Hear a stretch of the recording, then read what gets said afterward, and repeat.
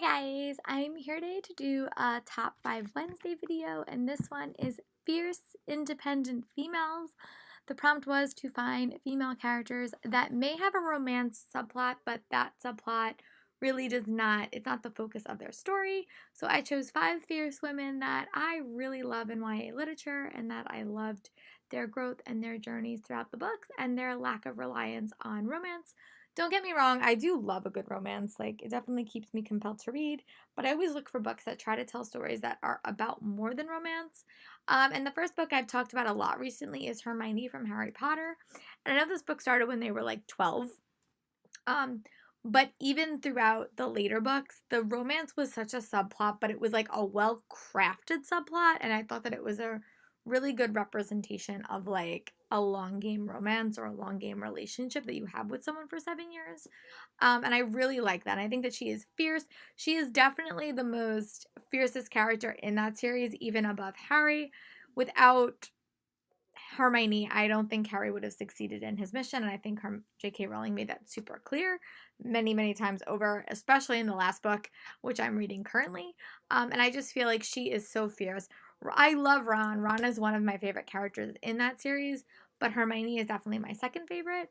And I just love how fierce and independent she is throughout the whole entire series, but especially when she got older and her lack of reliance on a man. The romantic drama for Hermione really centered on book 6, I think, and any other book that you look at in that series really focused on her being a strong woman who really just got stuff done. Especially in book 7, I loved Hermione's arc in that book so much, and I'm excited to be currently rereading it.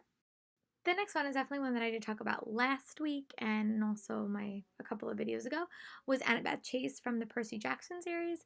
And again, I know this book started when they were younger, but throughout the entire series, I think she had a great balance between being just being Hermione, just being Annabeth, and just having a really strong direction and purpose.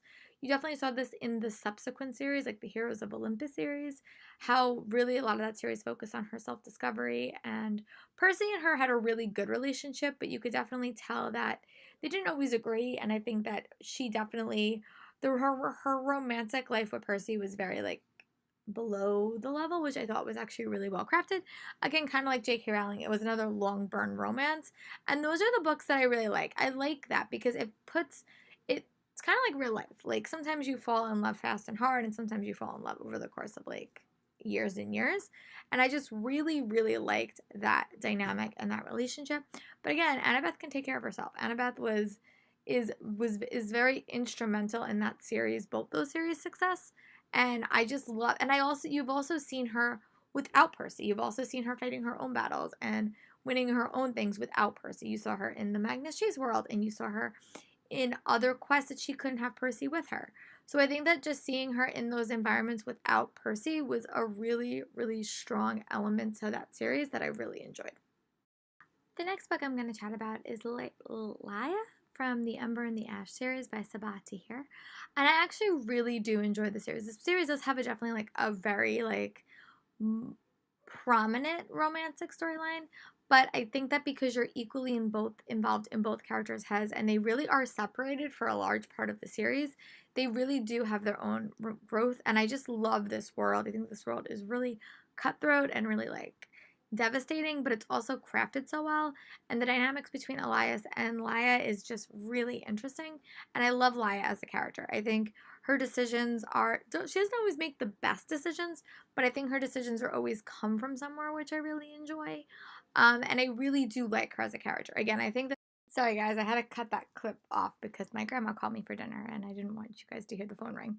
But yeah, overall, I thought that she's a really strong character, and I'll be curious to see how this book series continues in when it's on, because I still have to read Reaper the Gates.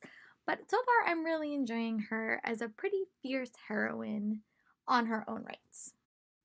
Another character that I'm going to talk about is a Mikachan from the Warcross Wildcard duology.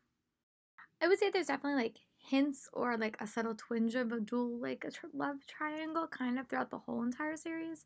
But overall, I actually really like her as a character. I think she's fierce, and I think just like the way she plays the game and like her role in this series was really interesting, and I really liked it.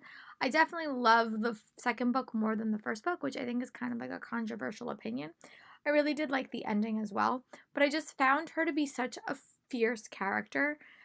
And I really just loved seeing what happened to her in these novels and her decisions and her choices. And I just loved seeing the diversity that she was and how strong willed she was.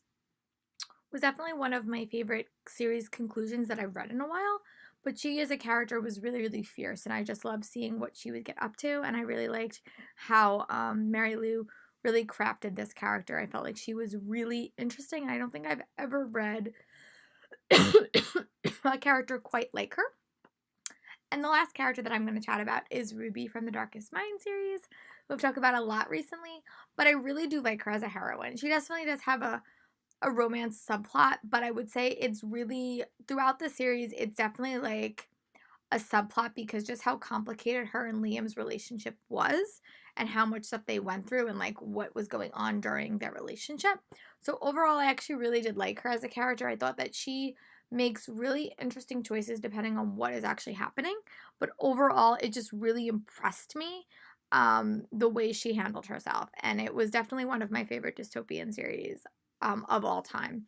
But yeah, just seeing the movie reminded me how well her storyline was created even in the earlier books. Sorry, I'm trying to keep these videos short so my voice doesn't freeze out on you guys. But I hope you guys like this video, and I'll be back next week for another one. Bye!